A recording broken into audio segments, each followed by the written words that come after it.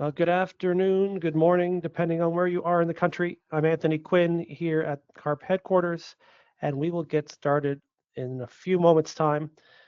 I want to invite you all to familiarize yourself with this new format. We are using something other than Zoom for the first time since we switched to online presentations, and we are using something called GoToMeeting or GoToWebinar. And it's a little different for us, so we're getting used to it on our end. And I want to ask you to try and get used to it on your end. In the top right-hand corner, you should see a chat button. And in that chat button, I'll invite you to click and let us know where in the country you are looking in from. I'm here in Liberty Village in Toronto, and I'm going to write a test message in the chat and ask you to please let us know where you're looking in from.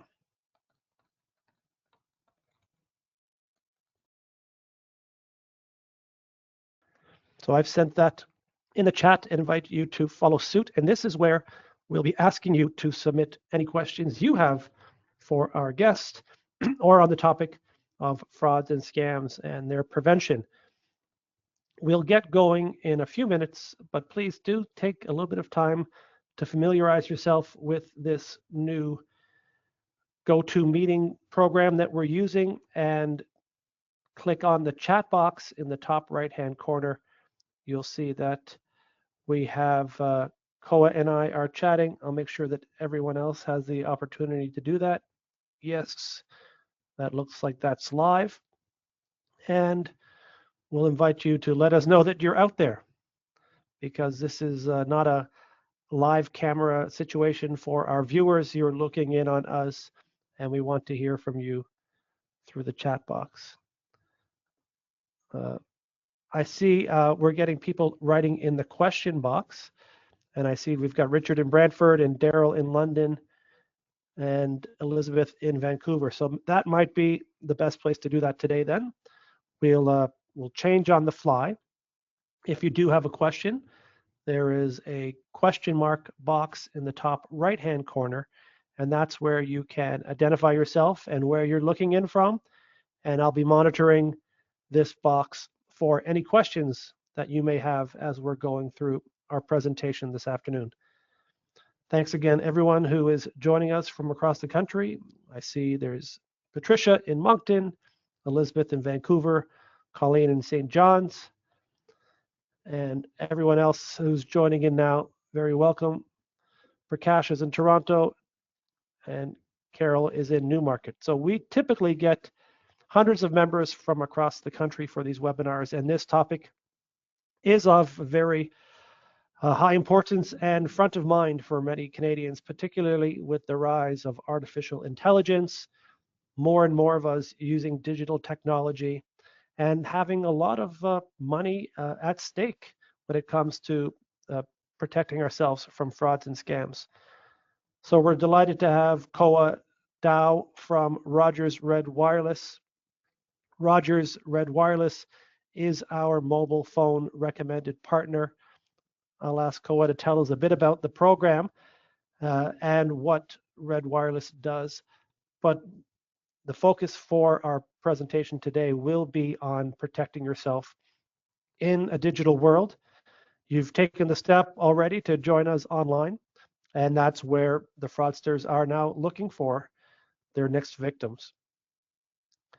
I'm Anthony Quinn. I'm the president of the Canadian Association of Retired Persons. Delighted to have all of our members coming in and joining us online now. We'll get started in just a few minutes as we see the door is open and more members are walking in. And I don't want to get started before everyone is settled. We're going to go through a presentation from Koa, and we will take your questions. So please, in the question box in the top right-hand corner of your screen, I think that's where it should be for most people. Look in the top right-hand corner, there is a question mark inside of a box. Click on that question mark. That'll take you to the interactive page where you can ask us your questions. But first, please practice and let us know where you're looking in from. I see Norma is in Pugwash, Nova Scotia. Lorna is in Montreal, and thanks to Craig for telling us that the chat box isn't working, but we can hear from you using that question mark tab. We've got Babs in Courtney, BC. Jill is in Surrey. And Anita is in Middle Sackville, Nova Scotia. So Koa, I think we're doing well here as folks are coming in. And for those who were on time, we should likely get going. I wanted to preface this presentation by talking about the priority that CARP has now put on frauds and scams. In our most recent pre-budget submission to the federal government, we included the requirement for the federal government to play a greater role in preventing and providing justice for victims of frauds and scams.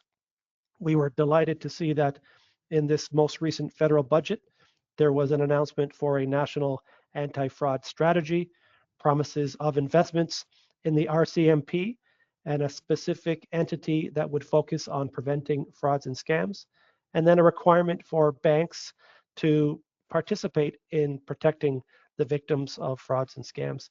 For too long, the country has focused on awareness as the only effort to protect potential victims of frauds and scams. And with this announcement in the budget, we will be holding the government's feet to the fire, as they say, and ensuring that they do come forth with real action plans to prevent and prosecute those who would perpetrate frauds and scams. Canadians lose billions of dollars every year, and the focus on education has proven not to be enough, and it often turns to blaming the victim rather than the perpetrator. I often use the example of a gold heist at Pearson Airport in Toronto in recent memory, and $10 million of gold was stolen quite blatantly from the Pearson Airport. Now, $10 million is pennies compared to the billions of dollars that are stolen from seniors every year. But when the gold was stolen from an institution, that got the attention of multiple police forces, international manhunts, and a global search for the gold. When Canadian seniors have been losing billions of dollars a year in scams, the government has remained silent until now. So we're delighted to hear that that is on the way, and we take some credit and thank you to CARP members for being such a strong voice, to your government officials, and allowing us to have that power to get them to take action. So that's the good news there. And with that, I want to introduce Koa Dow. He is our expert and our guest from RedWireless by Rogers. RedWireless is CARP's nationally recommended mobile phone partner. And I'll let Koa tell us a bit about what RedWireless does, and then we'll get into this discussion about frauds and scams. Thank you, Anthony. So basically, RedWireless, we are a authorized dealer from Rogers. We are helping them basically reach out to organizations such as CARP. We also work with other large organizations such as the Royal Canadian Legion, and help members of those organizations be able to access savings and really promotions and deals that would not be available to the general public. As such, we work a lot with seniors, and we work a lot with a lot of customers. And one thing that comes back very often to us is it dangerous to use my phone? What's the risk of a fraud? How can I prevent myself from scamming? And that's why this subject comes very often to us. And I wanted to prepare something for CARP members to at least understand what scams are out there and how to help themselves prevent this from happening. Koa, when I describe the relationship that we have with RedWireless, I compare it to having a large corporate group, and I'll use one of the biggest companies in Canada, the Royal Bank. So if you were a Royal Bank employee, you may be entitled to a discount on a mobile phone plan because they have a large buying power and they're able to negotiate a rate for their employees. That's what CARP is offering through RedWireless, this sort of pre-negotiated corporate rate that we get because we are a large group and we can offer a large number of clients and customers to RedWireless, thereby getting a great price for our members. So that's where we are with RedWireless. They've been a great partner for us, and delighted to have your expertise today, Koa. So I'll let you share the screen if you're able, and we'll get this going. Do you have access right now? I have access. I'm just waiting for it Okay, to load, and terrific. I will start it Okay. right now. Just to everyone, you don't have to take notes. We will share a recording of this video with everyone who has registered. So if you had to leave early or you didn't take something down, we'll share this with you. And Koa has a bit of a cheat sheet for all the information that we will talk about today, and he'll send that to you following. Well, we'll get it to you tomorrow, likely. So thank you very much. Go ahead, Koa. Perfect. Thank you, Anthony. And so, as Anthony mentioned, one subject that is, I'm pretty sure on everybody's lips, is that it's phone and mobile scams. So we're talking about something that affects nearly every household in Canada. Scammers are getting smarter, faster, and more personal. They don't just want your money, they want your trust. They target people who pick up the phone when it rings, who help their families, who still believe in giving others the benefit of the doubt. And that's what makes these scams work. But here's the good news: knowledge beats fear. Once you know what these scams look like, sound like, and feel like, they lose their power. With a few simple habits, you can stop almost every one of them before it causes harms. You might already be familiar with some of the types of scams that will be presented, and that is great news. However, a reminder of what they are and what they look like is always worthwhile. So let's start by seeing just how big this problem has become here in Canada. Phone scams have exploded in the past few years. In 2022 and 2023 alone, Canadians reported losing more than $530 million to fraud. That's just what was officially reported. The real number is much higher because many victims stay silent. Some feel embarrassed, others worry they'll be blamed for being too trusting, but the truth is, scammers are professional. They run operations that look and sound legitimate. They train every day to manipulate emotions. Seniors are often the main targets. Why? Because scammers know many older Canadians answer unknown calls, read every message, and act quickly when something sounds serious. They know you value responsibility, and they use that against you. The RCMP and the Canadian Anti-Fraud Center both call this the biggest wave of personal fraud in our country's history. So, if you receive strange calls or suspicious texts, you're not alone. The key is not to panic, but to recognize what's happening, and that's exactly what we'll cover next. Koa, just on that number, that's the reported number.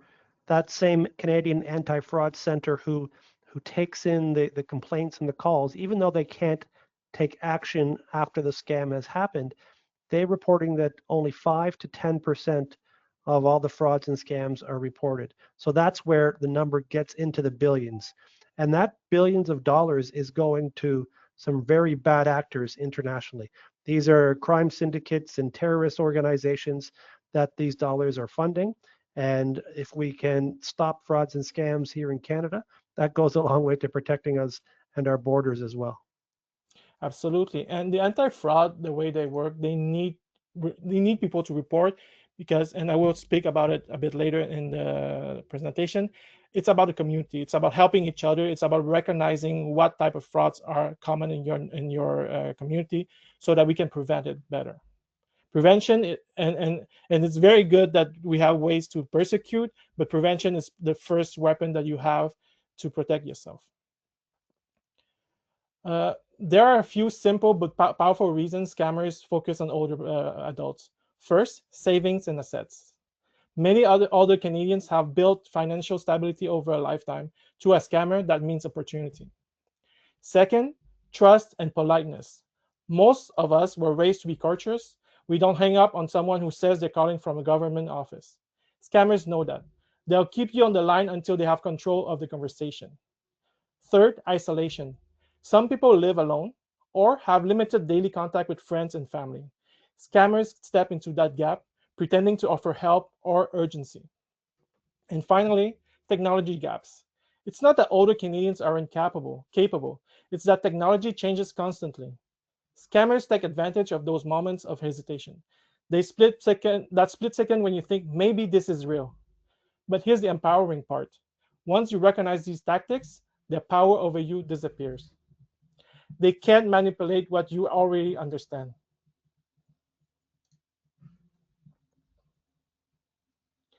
Scams have changed dramatically over the last 20 years. In the early 2000s, we saw simple phone calls, someone claiming you'd won a lottery or a prize. By the 2010s, scammers got more creative. They began using spoofed phone numbers, fake caller IDs that make it look like the call was coming from the CRA, Service Canada, or your bank. Those scams often involved threats, fines, or even talk of arrest. Now, in the 2020s, things have gone digital. We're seeing text scams, fake WhatsApp messages, and even AI voice cloning, where someone can record just a few seconds of your voice online and use it to impersonate you or a loved one. Imagine hearing your grandchild's voice on the phone saying, "Grandma, I need help." That's the level of realism we're dealing with today. So, how do we fight back? By slowing down, by verifying. A familiar voice doesn't always mean it's family, and a recognizable number doesn't always mean it's safe. Verification is your shield. When we talk about scams, we often talk about the financial side, the billions of money lost. But the real cost runs much, much deeper. Victims describe intense shame, embarrassment, even anger at themselves. Some lose confidence in answering their phones or using online banking. Others stop trusting family or their own judgment. It's heartbreaking because scammers know exactly what they're doing. They are not just stealing savings, they're stealing dignity, security, and peace of mind. And that emotional harm can take far longer to heal than the financial loss. That's why education is so important. When you learn how these scams work, you take back control.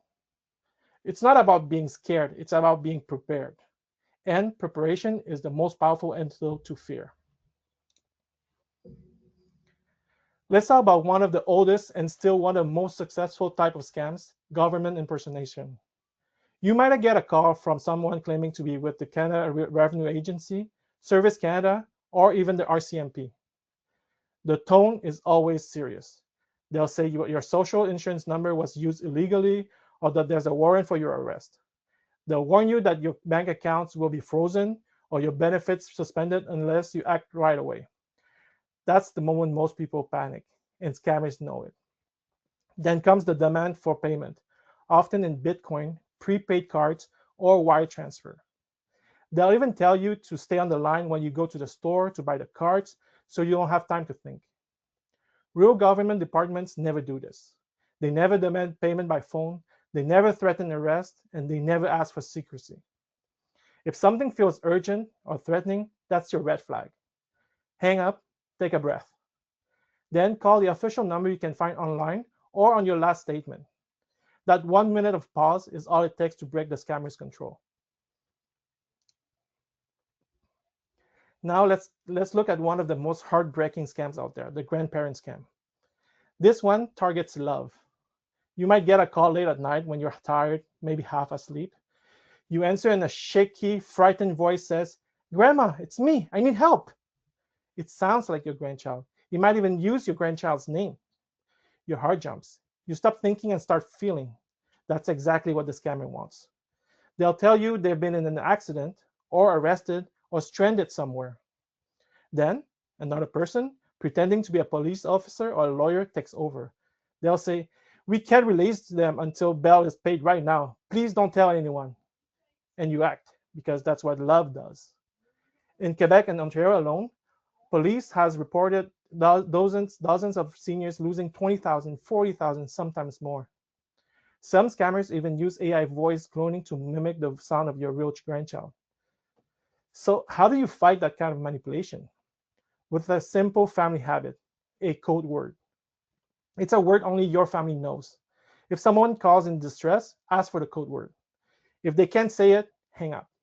Then call your grandchild or their parents directly using the number you already have. Love is powerful, but awareness makes it even stronger. Koa, I just wanted Yes. to give you a little insight. My father-in-law, we were discussing frauds and scams over the Thanksgiving break, and we were reminding, excuse me, reminding my in-laws about the rise of these scams and how they prey on people based on their emotional ties and love. And we were, excuse me, we were talking to my father-in-law, and we were talking about the grandparent scam. And then my daughter said, "But Grandpa, if I called you in the middle of the night and said I needed help, would you send me money?" And he said, "Of course I would, honey." So the fact that when your granddaughter is asking, you won't say no, and that connection between a phone call in the middle of the night and reality is how those scammers prey on so many victims, and they know that these are highly trained scammers using our own human psychology to take advantage. And as dirty as it is, it's something we have to really be vigilant about. And it's always our emotion, right? So it's they do it in a way that you don't even have time to think, and that's the issue, is that your your brain is not working. It's just you're an overstimulated because you think that there's danger, and that's how they get to you. Because if you're using reason, you would slow it down. You would take time to think about it. However, they prey on emotions. They prey on the fact that you're panicking at a point in time. I'll just remind everyone listening in that in the top right-hand corner of your computer, you should see a question mark.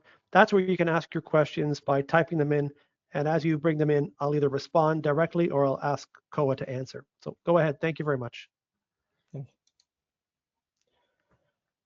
Next is banking scams. They are some of the most convincing because they sound so official. You might get a text or a call saying, "We've detected suspicious activity on your account." The voice is calm, professional, maybe even a recorded menu that sounds just like your bank's real system. Then they'll ask you to confirm your account details or read back a code that was just texted to you. That code is not for verification. It's the key that lets them into your account. Here's the rule that never fails. No legitimate bank or credit union will ever ask for a one-time code or password over the phone. In one real case, a woman in Vancouver lost over $15,000 in 10 minutes after giving a scammer her online banking code. She thought she was protecting her account, but the scammer was watching her panic and using it against her. Sometimes they'll say, "Don't tell anyone about this. We're conducting a confidential investigation." That secrecy is your cue that's fake. If this ever happens, hang up. Flip your bank card over and call the number printed right on the back. That's the only number that matters. And remember, your calm response ends their control. The tech support scam preys on confusion and fear. It often starts when you see a pop-up on your screen saying your computer is infected. Call this number immediately. The design looks real: logos, alert sounds, even countdown timers. Or you may get a phone call claiming to be from Microsoft, Apple, or even Rogers. The caller says your device has been hacked and they need to fix it remotely. Then they ask you to install software or give them access to your screen. Once you do, they can see your banking info, your passwords, and your emails. They'll fix the problem, then ask for payment, often through gift cards or wire transfers. In Winnipeg, one senior lost $4,000 after giving remote access to a fake Microsoft technician. When she realized what happened, she said, "He sounded so kind and patient. I trusted him." That's what makes the scam so effective. Scammers mirror kindness. They talk slowly, reassure you, and act like they're helping.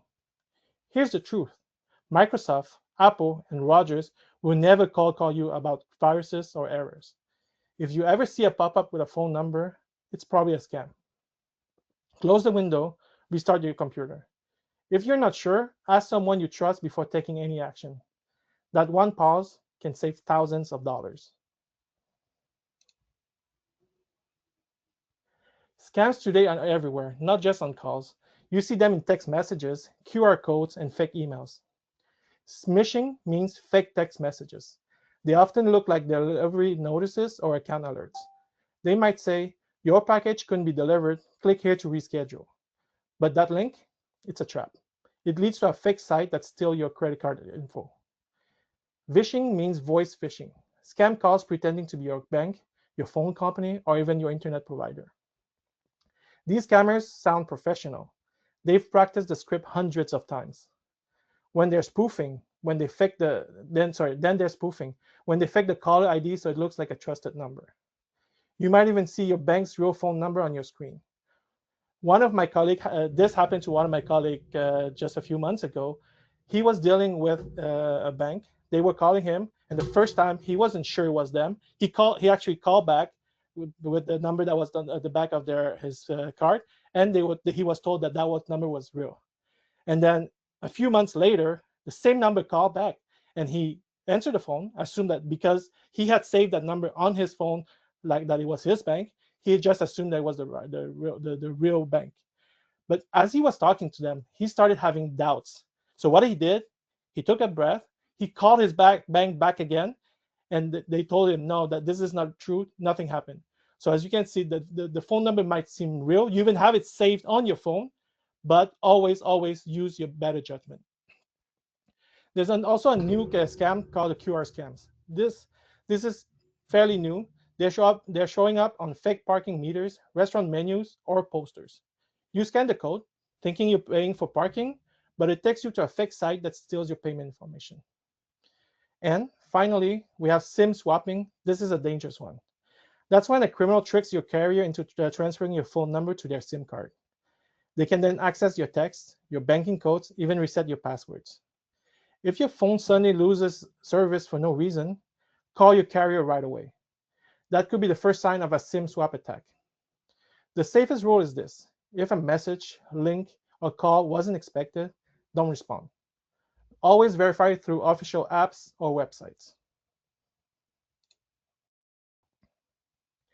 No matter what kind of scam it is, they all follow the same pattern. Step 1, trigger emotion, fear, excitement, or even love. Step 2, create urgency. You're told you must act now.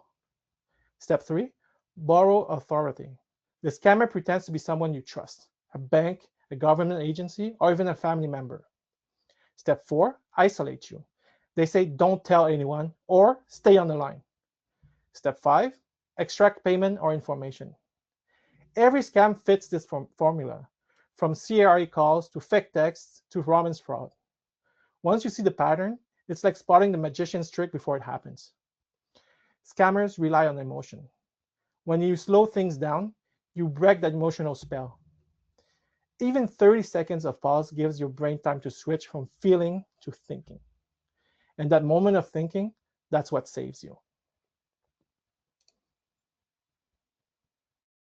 Let's end this section with what I call the golden 5. 5 simple habits that can block almost any scam. Number 1, hang up and slow down. You don't owe politeness to a stranger who's pressuring you. You can always call back later if it's legitimate. Number 2, verify independently. Look up the real number or website yourself. Don't use the contact information given by the caller or texter. Number 3, never share one-time passwords, verification codes, or personal details. Those are digital keys to your life. Number 4, never send payments by gift card, crypto, or wire transfer. No government, no bank, no real company will ever demand those forms of payment. And number 5, talk to someone you trust before you act. Scammers want isolation, so connection becomes your best protection. If something feels urgent, secret, or too good to be true, it's almost certainly a scam. These 5 rules are not complicated, but they are powerful, because behind every successful scam is a moment of panic, and behind every person who avoids one is a moment of calm. Oh, I just wanted to weigh in on the too good to be true for a moment. A lot of older adults have found that they're worried about their nest egg outliving their money, and the timeline that they have to either have some return on their investments or to ensure that they have enough for their family and what they want to pass on to the next generation. And that's has often in the reports we've gotten left them vulnerable to these too good to be true scams, because there is a sense that this is the last chance to have that big financial win. And we had a CARP member in central Canada who thought he was getting a great rate on a GIC, which was came to him from what he believed to be his bank, but was a replica screen.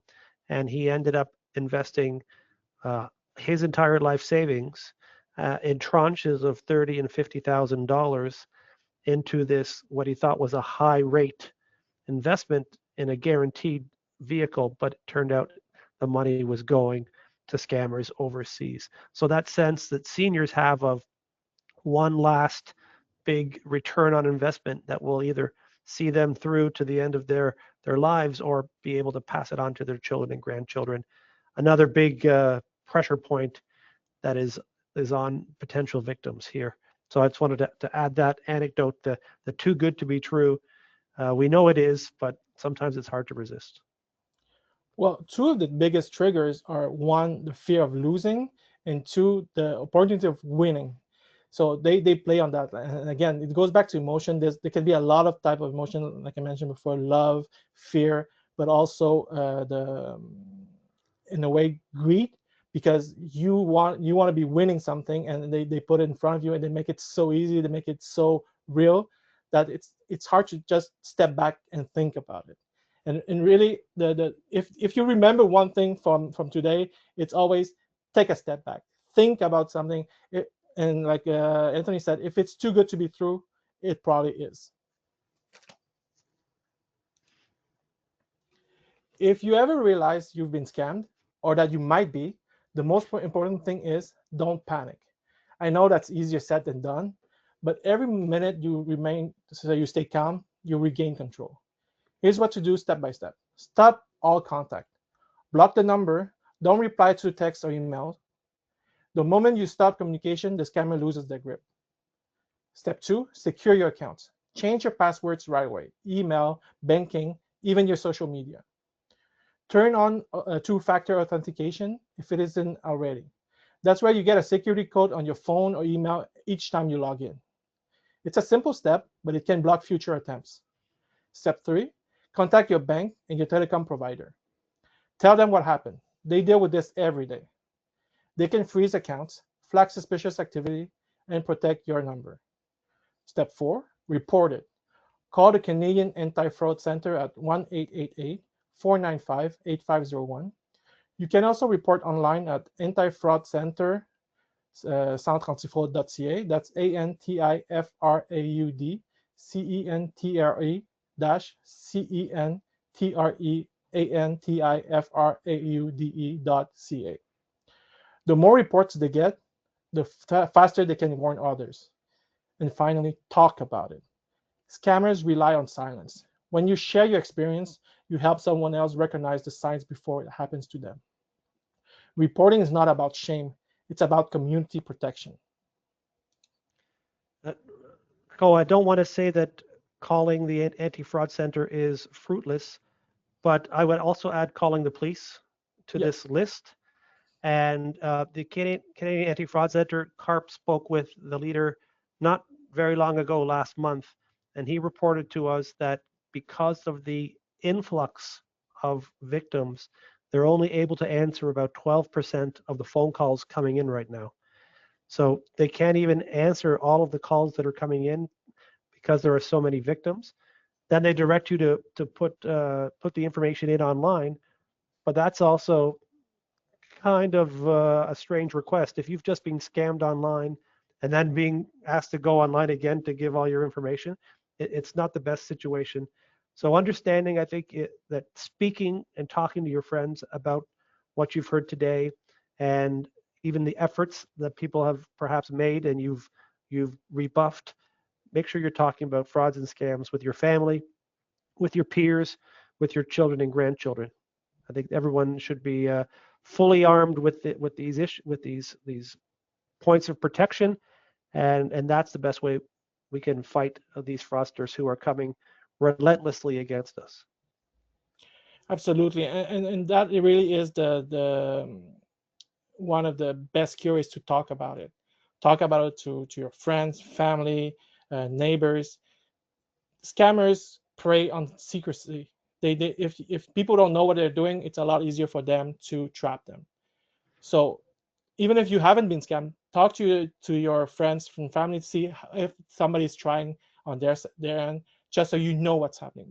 I think that's one of the most important things, is knowing what's happening so that you can protect yourself. Koa, I noticed, and there's a question here from Barry, that he's getting calls on his cell phone when no one's there, or often there's a long delay before someone's speaking, and they're calling from a local number, which I find is often similar to my own number. What was that called again? The spoofing. Spoofing, right? Yes. And how can the people receiving the call differentiate between an actual call and something that's being spoofed? So I have a personal tool that I'm using. Basically, when I receive a call and I don't recognize the number, the first thing I do is I put it on speakerphone and I put mute. One of the things that happens is somebody calls you. If it's legitimate, normally they would know who they're talking to. A lot of those spoof calls, what they do is they do a rotocaller where it's automatic calls. And I think I saw one person earlier who said, how do they know you're a senior? They probably don't know you're a senior. What happens is they call everybody, and if they fall on the senior and the senior answers right away, and they're used to some, and that's about changing your habits, right? So sometimes you get a call. What you do is you answer right away. Hi, my name. Hi, whatever. The problem is that a lot of the calls are recorded. So that's how also they record your voice, because you're answering them. So one of the trick is you actually pause. You actually go on your speakerphone. You mute yourself and you wait to see what the other side says. If it takes 3, 4, 5, 10 seconds for the call to connect, there is a high chance that this is a fraud call. So it's about Or recognizing this. at worst a telemarketing call that you might not want to get anyways. Exactly. Yeah. They're using the same method. However, always listen to the first 10, 15 seconds of what they're going to say. I can guarantee you that from my personal experience, about 70% of the calls, when you don't say anything, the first thing they would say is hello, hello, hello. Nobody who's legitimate will start a call by saying hello, hello, hello.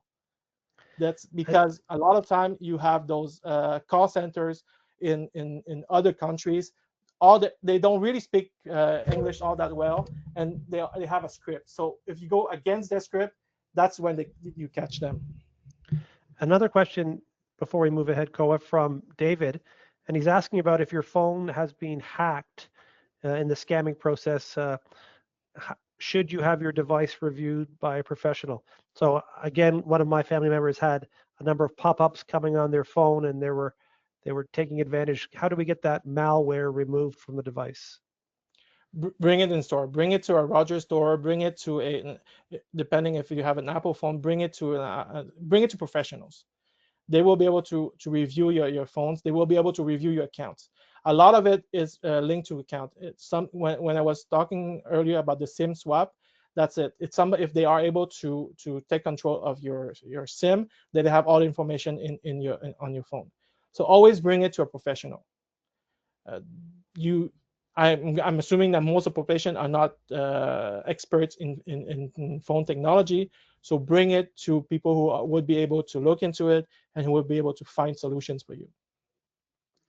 That's great advice. And just one last question from Kenneth before we move on.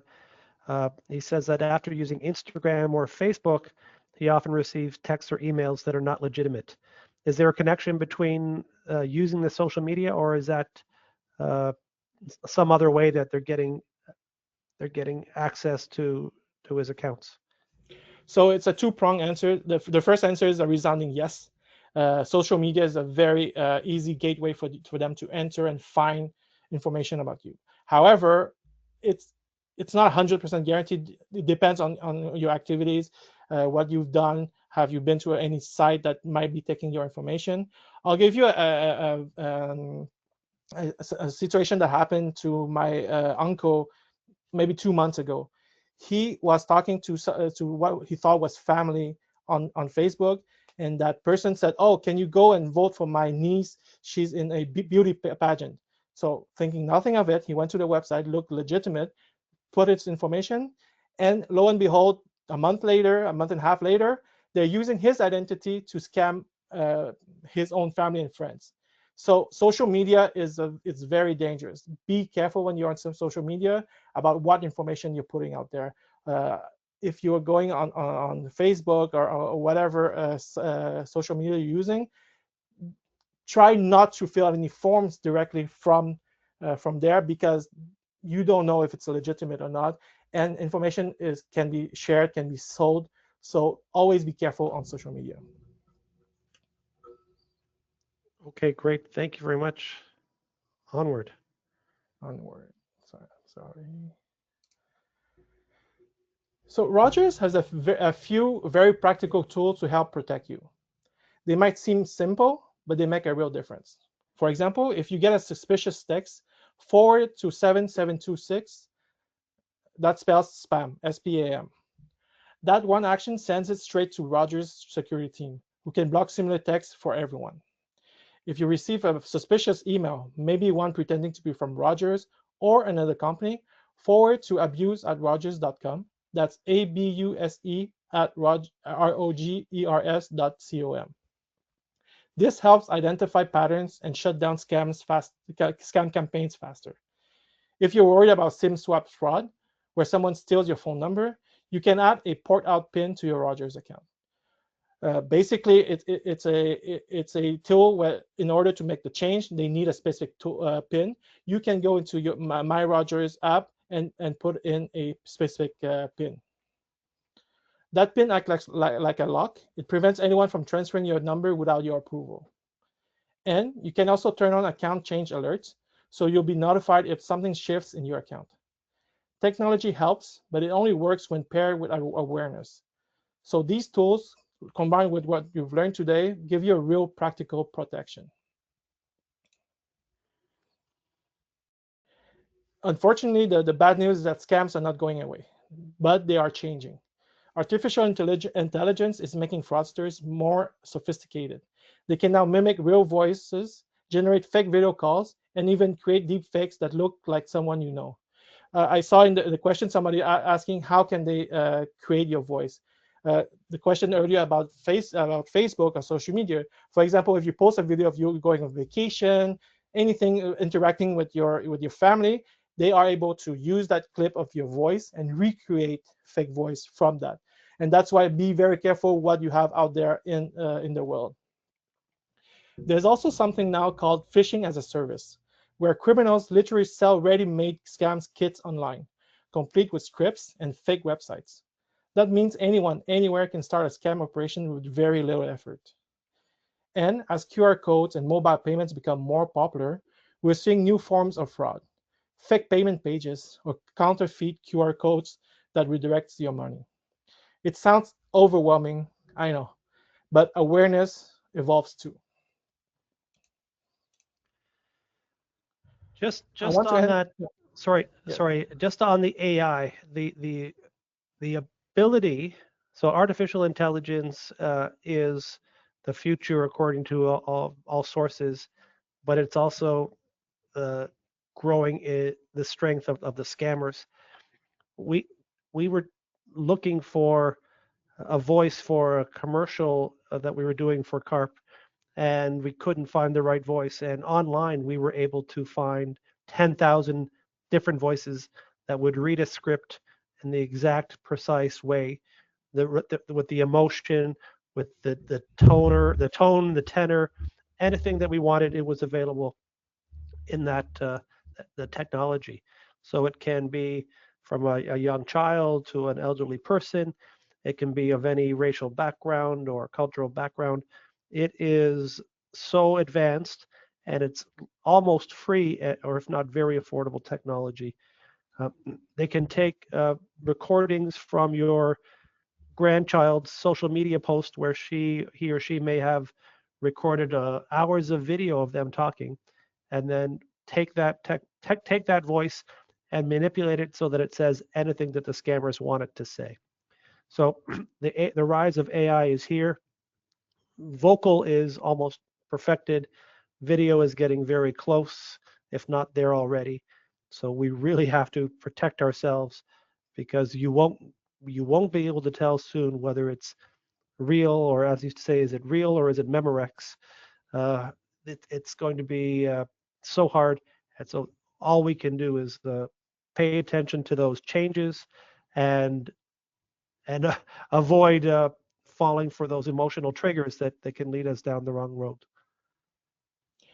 Yeah, as you're saying, it's like nowadays moving forward, it's going to be almost impossible to see the difference between a real voice and a fake voice, and that's how they would target you. If they're doing a very targeted campaign, that's what they would do. That's why preparation and awareness is so important, because you need to be to know beforehand that it can happen. That's the first step that gives you 30% of protection, is knowing that it can happen, and knowing it's out there. So what I mentioned before, that that family code word, having something that the scammers wouldn't be able to know. The second thing is call back. So something that happens and it sounds too bad or too good, call back an official source. Call back your grandchild. Call back your kids. Call back your siblings. Verify that it's really coming from them. If somebody says, I was in an accident, your child, your grandchild is in prison, they would ask them where. So you can call back that legitimate source saying, oh, if you're in jail in this city, in this county, call back. Don't just take everything that you hear for granted, because there is a chance. I'm not saying it's going to happen tomorrow, no, it's going to happen, but there is a chance that it can happen. So always verify first. Okay, I think you've got a few more slides, Koa, and then we'll go to some of the questions. Absolutely. There's not that much left. So I want to end this section by reminding you of something important. The strongest defense is not technology, it's community. Scammers thrive when people feel isolated and ashamed. They lose power the moment we start talking about what's happening. If you've ever received a scam call or message, share that story. Tell a friend, a neighbor, your family, because chances are they've seen the same thing, and together you can spot patterns faster. What I mentioned before, create a simple family code word, a word only your real family knows. If someone calls in distress, ask for that word. That's one very small habit that can help you stop emotional manipulation in its tracks. Keep a second opinion habit for money requests. Before transferring funds or clicking a link, take 30 seconds, even 60 seconds, to call someone you trust. That minute of conversation can save you thousands of dollars and hours of stress. When people talk, scammers lose. Every shared warning is one less victim. If you remember nothing else from today, remember this 4-part mantra: trust, pause, verify, report. Trust your instincts. If it feels wrong, it probably is. Pause before reacting. Urgency is the scammer's oxygen. Verify through official sources, numbers, and websites you look up yourself. And report to Rogers, your bank, or the Canadian Anti-Fraud Center. Even though they are overwhelmed, you still have the information out there. There's something that can be actioned at a later time. Those 4 actions: trust, pause, verify, report, are the foundation of protection. They transform uncertainty into confidence. They turn fear into awareness. And they're simple enough for anyone to follow any day on any device. So thank you for spending this time today learning how to protect yourself. Fraud prevention is not about being afraid. It's about being informed. When you know how scammers work, you stop them before they ever reach you. You know now what to look for, the red flags, the patterns, and the right responses. You know where to report and who to trust. You've taken back control of your phone and your confidence. If you ever need help or suspect a scam, call the Canadian Anti-Fraud Center at 1-888-495-8501 or call your local authority. Forward scam text to 776 and send suspicious emails to abuse@rogers.com. And most importantly, keep talking about it with your family, your neighbors, your community. Together, we can make scams harder to pull off. Together, we make Canadians safer, stay safe, stay connected, and thank you for being part of the solution. Oh, and thanks for sharing all of that with us. On the advocacy front, uh, again, I'll stress that CARP has taken it to the next level and not allowing the scammers uh, to only to have unfettered access, requiring us to be the only ones fighting back. So I will encourage you to speak to your member of parliament about the frauds initiative that they have put forth in the budget. Hold them accountable to that. Talk to your municipalities and your local police force leadership and say that you demand that they be part of the protection and not just part of a list collection system. We need them to be actively investigating these crimes and scams and doing everything in their power. And if we have to give them new powers or other powers, that's part of the policy development to make sure that we're not sitting as ducks in the water for these scammers. Ko, I did want to talk about the word you said, trust your instincts. I found something that I've discovered in doing this work is that there's a psychological phenomenon called miscalibrated confidence bias.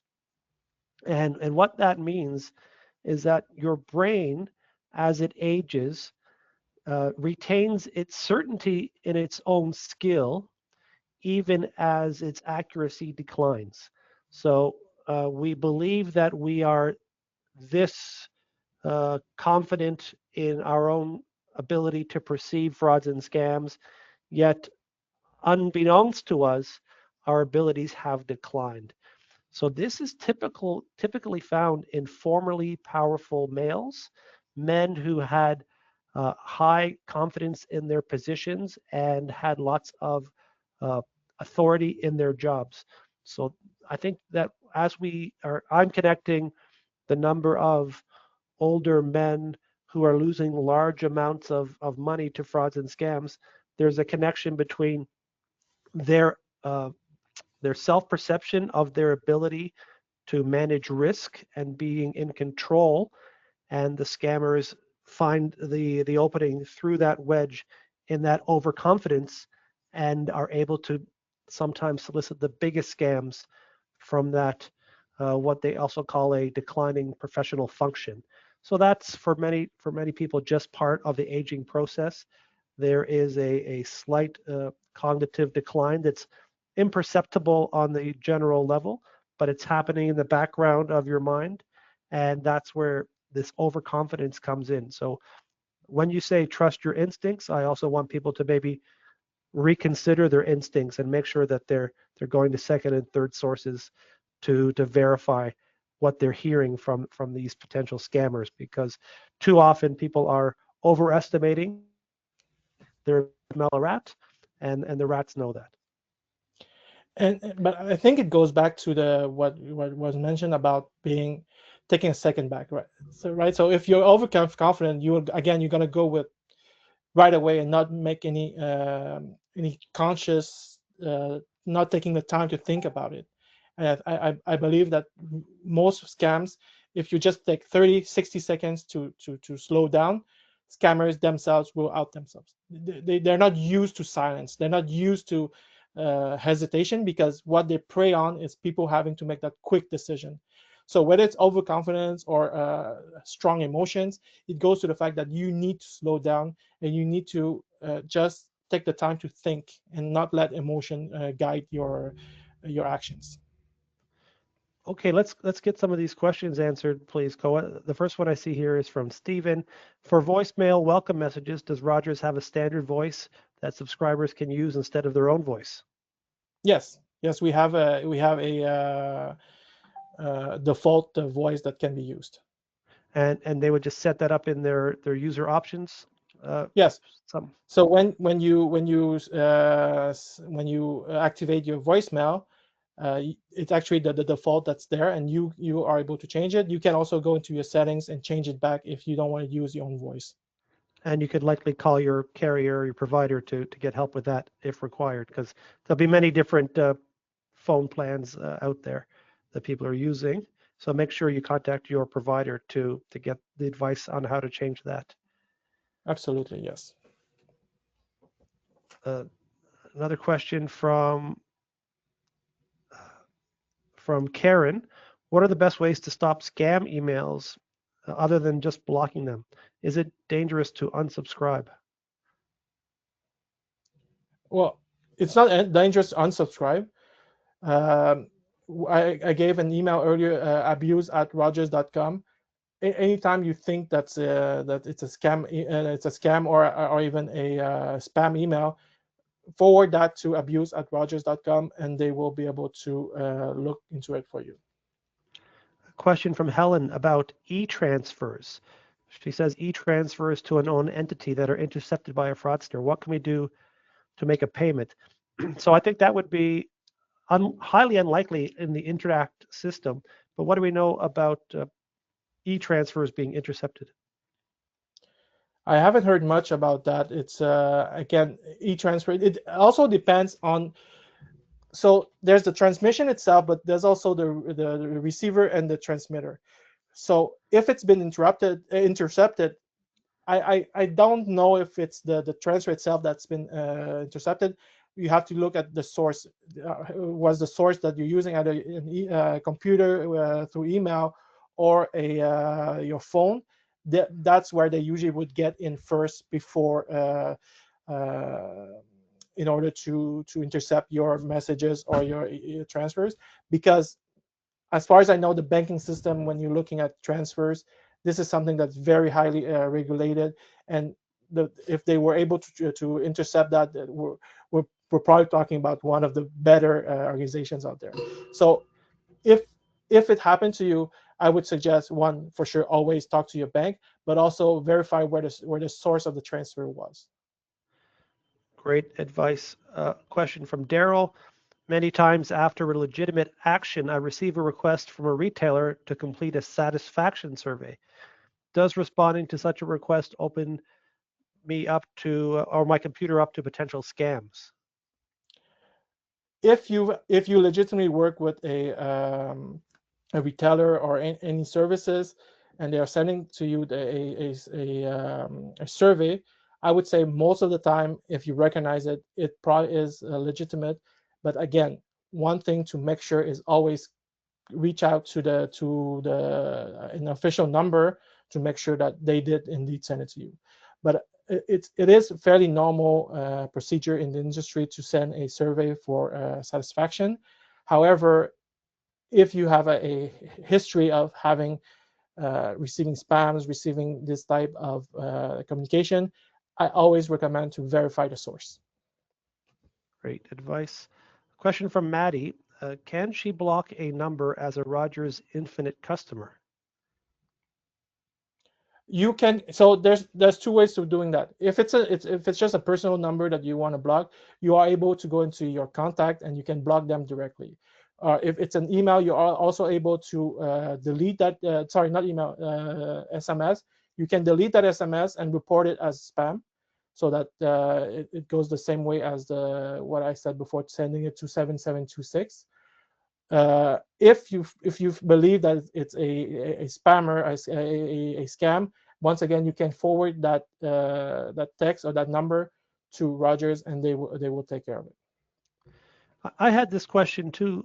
This one's from Lawrence, and it's about the SIM stealing. So the SIM is that little card that goes into your phone that makes it work. How can someone swap or steal the SIM, and how do you protect it? So the way it works is that they would make a request under your name to your provider. For example, they would call Rogers saying, I need to change my, I lost my card. Can you send it to my SIM card? Can you send it to me? And I replace it. And then you would have that, you would be able to activate that card.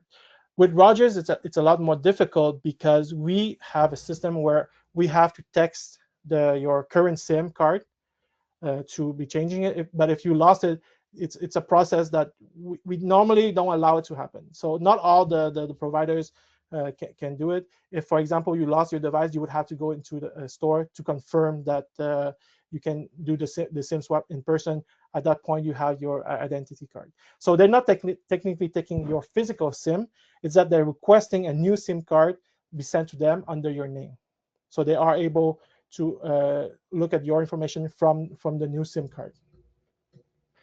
It's a question from Jill, and I think I can answer this. She's asking about online deals for sort of nutraceuticals and other things that once you buy it once and you end up subscribing, and it's very hard to cancel. Now that's not a fraud or a scam because they are working within the law, and there's a lot of fine print and difficulty. So that is more of a buyer beware situation, and to be very careful about giving your credit card information out to for free samples or for trial subscriptions, because it's often very difficult to get out of it. That is a real important consumer issue that CARP also follows, but that's not the same as the actual frauds and scams where they are lying to you and taking your money.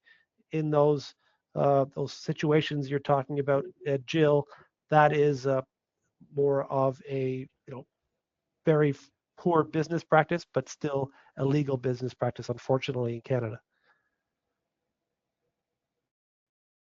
And then, oh, there's my dog is looking out the window. I apologize. From Joanne, are fake e-transfers able to bypass two-factor authentication? Once again, it's the same. Normally, they would not be able to bypass it, but it depends on whether your phone or your systems are compromised. So if you set up a two-factor authentication, which is great, you should do that. Normally, they should not be able to bypass it. But it's always about whether any of the device you own have been compromised or not. I think that wraps up all of the questions. I wanted to remind everyone that we are going to send a recording of this webinar to everyone who registered. So if you weren't able to take the notes, or there were some numbers or some other points you wanted to revisit, you can do that. And COA is generously offered to share some tips, some takeaways from his presentation as well, and maybe even the entire slideshow, if that's the best thing for you. Thank you very much to COA and RedWireless for your time, and thank you to all of our CARP members for joining us across the country. Please do remain as vigilant as possible. Follow the steps that COA has provided. Report if you do fall victim, and talk to your elected officials about enforcement and justice to protect Canada from frauds and scams. Thank you very much to everyone for joining. Look forward to seeing you again on our next national webinar. Thanks again, COA. Good afternoon, everyone. Thank you for having me. Bye. Bye-bye.